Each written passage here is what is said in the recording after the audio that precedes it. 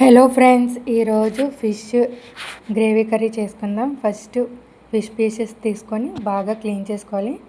ఆ చేపని బొచ్చు చేప అంటారండి. అల్లం వెల్లుల్లిపాయ పేస్ట్ వేసుకోవాలి. తర్వాత కారం,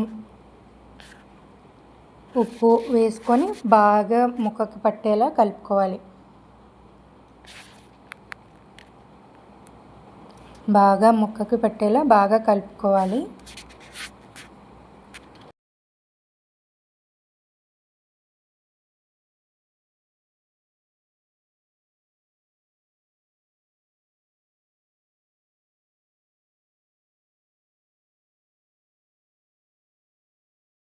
బాగా కలుపుకొని ఒక పక్కన బాక్స్లో పెట్టుకోవాలి.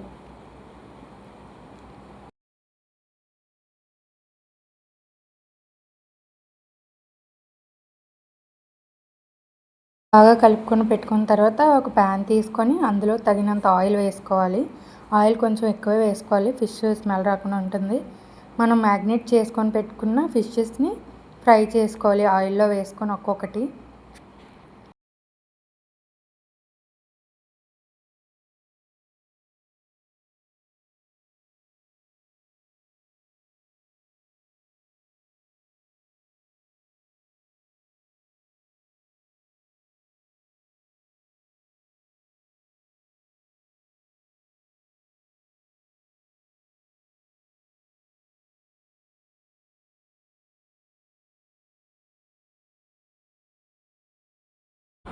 పీసెస్ బాగా కలుపుకోవాలి.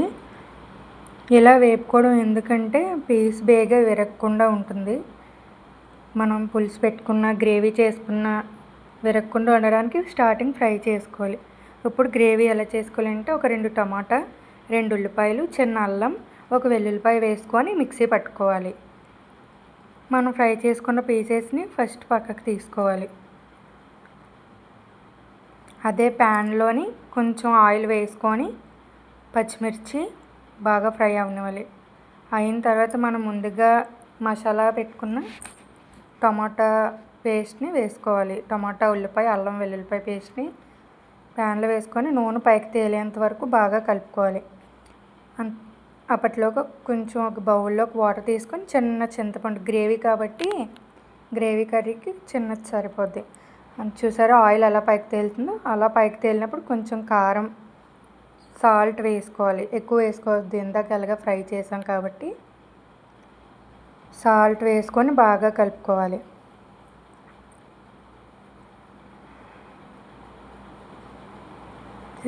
బాగా కలుపుకుంటే కారం పచ్చివాసనలా రాదు. బాగా కలుపుకోవాలి.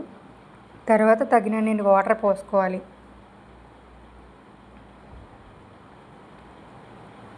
ఒక 2 గ్లాసులు వాటర్ పోసుకుంటే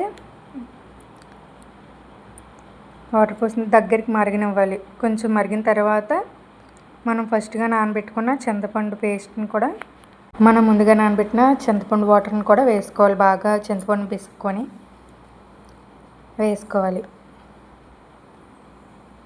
బాగా కలుపుకొని బాగా మరగనివ్వాలి.